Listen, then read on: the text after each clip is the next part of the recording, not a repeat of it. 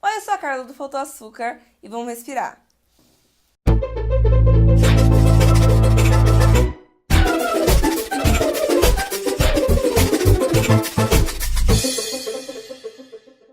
Eu tô animada porque o tema desse vídeo talvez seja polêmico. Não sei. Na verdade, nunca é polêmico. As pessoas transformam em coisas polêmicas, coisas que não são polêmicas. Então, já vamos começar se acalmando, sem exaltações. Vocês talvez já saibam, porque eu já falei disso aqui no canal, tem outros vídeos sobre.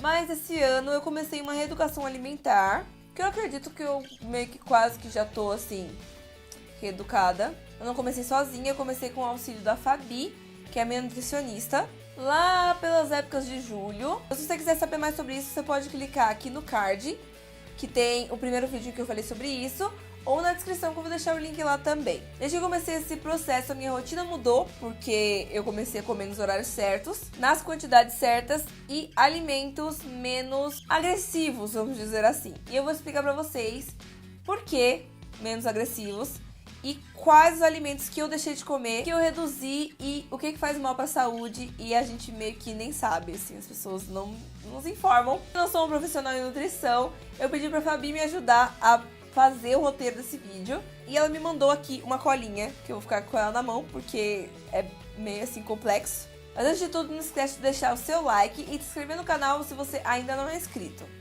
Primeiro, a gente tem que entender que esses alimentos se dividem em 3 grupos. Tem os alimentos in natura ou minimamente processados, que são os alimentos tirados diretamente da natureza, que passam por pequenas alterações apenas, como moagem, limpeza, mas para deixar ele pronto para o consumo mesmo. Ele não tem nenhuma adição de açúcar, sal ou gordura. Para uma alimentação saudável, esses devem ser os que ficam na base, assim, são os mais importantes e eles precisam estar na sua dieta. Eu falo dieta não só como coisa que se faz para emagrecer, eu falo como dieta mesmo, de o que você come no seu dia a dia, porque as pessoas meio que torceram a palavra dieta para colocar só no que as pessoas fazem para chegar no corpo que elas querem.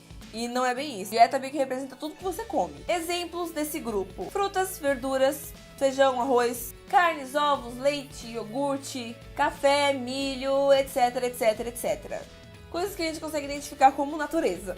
Alimentos processados, que são esses que eu falei anteriormente, só que foram modificados pela indústria de alguma forma.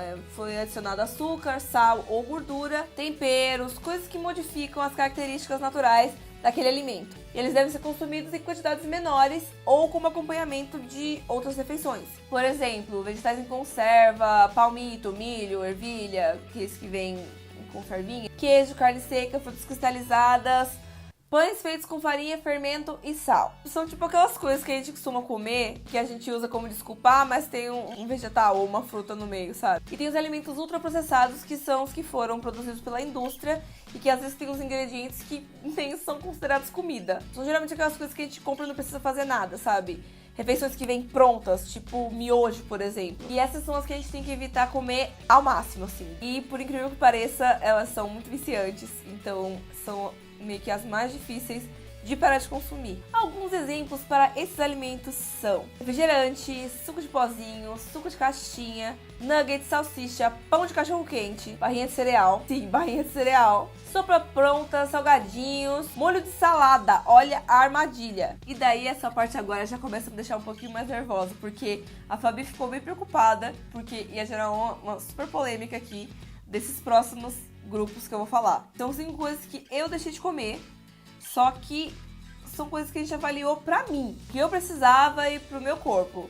Para outras pessoas pode ser que esses alimentos não sejam um problema tão grande, e por isso que é importante passar com um nutricionista antes, pra saber se tem algum alimento que te causa algum mal, saber quais alimentos deveriam ser readequados ou restritos da alimentação. É uma palavra muito chique. É a palavra que a gente usa no lugar de proibido pra não assustar. E agora sim, depois de tanto suspense, vamos lá. Açúcar refinado. Aquele açúcar branco comum que a gente tá acostumado a comprar no mercado. Ele é processado a partir de melado de cana ou do açúcar mascavo. E esse processo de refinamento que fazem pra ele ficar branco e fininho, tira meio que todos os nutrientes dele. Assim, deixa ele só com as calorias e não sobra nada. E o consumo excessivo pode causar obesidade, câncer, diabetes entre outras muitas coisas. Eu substituí por açúcar demerara ou mascavo, e a principal diferença é que tem um gostinho a mais de mel nas coisas. Mas no geral, eu ponho açúcar em pouquíssimas coisas, porque não sobrou coisas na minha dieta para colocar açúcar. Então não faz muita diferença no meu dia a dia. Farinha de trigo. A farinha de trigo branca ou refinada, ela é produzida do trigo e ela é refinada. Meio que acontece a mesma coisa que acontece com o açúcar. Ela,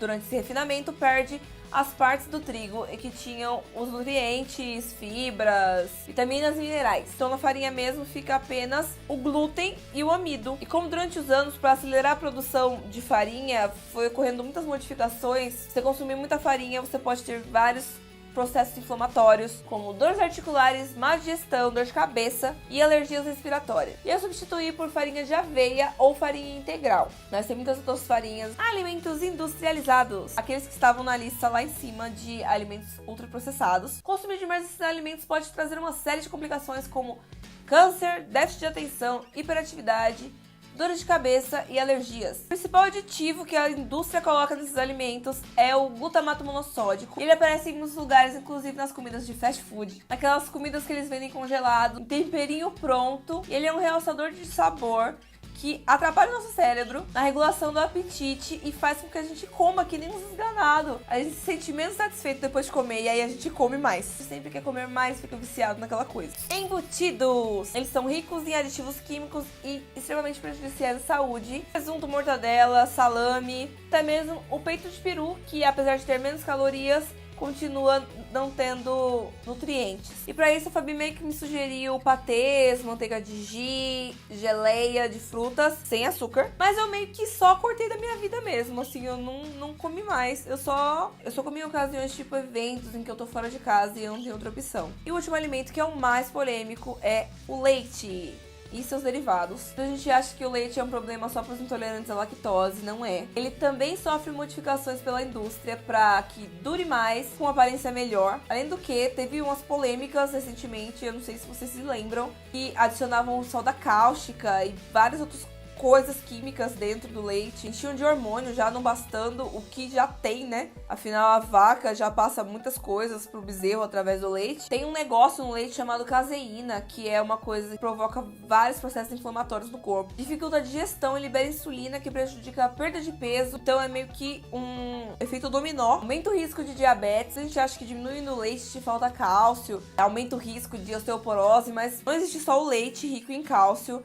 Você pode substituir o leite por outros alimentos, como gergelim, amêndoas, feijão, verduras verdes escuras. E se a sua preocupação é a osteoporose, também precisa ficar de olho no magnésio, vitamina D, K e boro, que também fazem parte, tem que tomar conta, além do cálcio. O importante é ter uma alimentação equilibrada e por isso que eu recomendo a Fabi. Eu vou deixar os contatos dela na descrição. Se vocês forem de São Paulo, procurem ela. E se tiverem gostado desse vídeo, não esqueçam do like, de se inscrever no canal e ativar as notificações para não perder os próximos vídeos. Tchau!